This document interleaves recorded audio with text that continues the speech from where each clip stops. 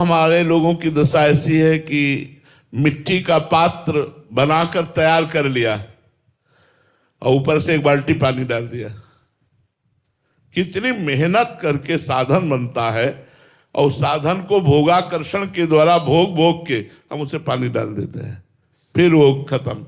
जो एक भावना बनी थी, जो एक हमारी श्रद्धा बनी थी, जो निष्ठा बनी थी, जो हमारी एक परिपक्वता बनने वाली थी, अब वो तो हम बार बार अपने को गिरा देते हैं जानबूझ करके।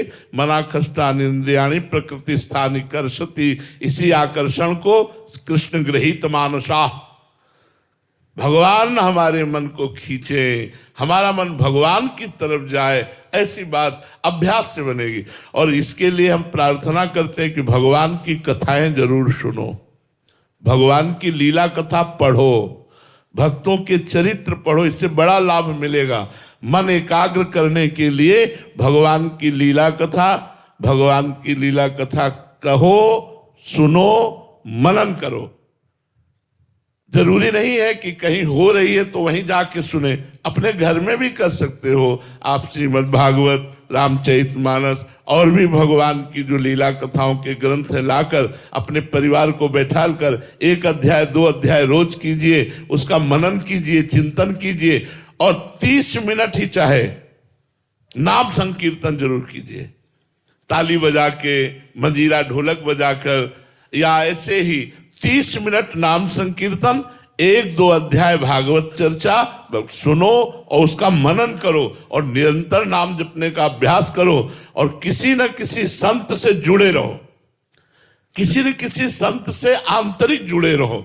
आप उनकी बात, उनको आदर्श मानिए, उनकी आज्ञा का पालन कीजिए, तो आप देखेंगे कि धीरे धीरे आपकी आध्यात्मिक उन्नति हो रही है। अच्छा, आध्यात्मिक उन्नति का अपने को पता नहीं चलना, अगर पता चल गया तो अहंकार आ जाएगा। इसलिए भगवान आध्यात्मिक मार्ग में चलने वाले के सामने उसकी कमी डालते रहते हैं, तो वो देखता रहता है अपने कमियों को और वो हर समय उदास रहता है कि अभी तो मेरे में ये कमी है, अभी तो, और वो उन्नति को प्राप्त होता चला जाता है। और जिसका दुर्भाग्य होता है उसको अपनी आध्यात्मिक उन्नति का पता चल जाता है कि मैं ऐसा, देखो वो ऐसा, तो फिर वो गिरना शुरू हो जाता है। भगवान कृपा करें कि हमें कुछ पता न चले और हम निरंतर भगवान की तरफ बढ़ें। हमें कहीं सद्गुणों का, कहीं भजन का, कहीं अध्यात्म का अभिमान ना आ जाए। अभिमान आया कि सब दूर हो जाएगा, सब बेकार हो जाएगा।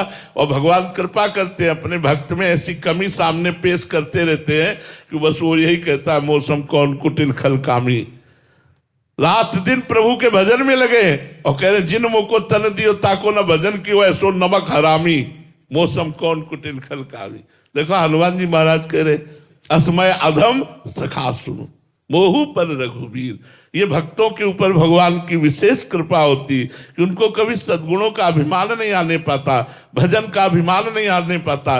जितना शुद्ध भजन होगा उतना दैन्यता होगी, निराभिमानिता होगी, समय मान प्रद आप अमानी, सबको सम्मान देने की भावना होगी और स्वयं मान रहित होने की भावना होगी। तो धीरे धीरे हमारा मन अविचल हो जाएगा भगवान में।